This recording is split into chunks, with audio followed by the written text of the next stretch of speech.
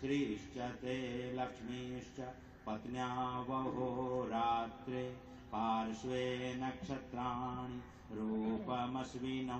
व्यात्तम् इष्णन्निखाण मुम्म इखाण सर्वलोकम् इखाण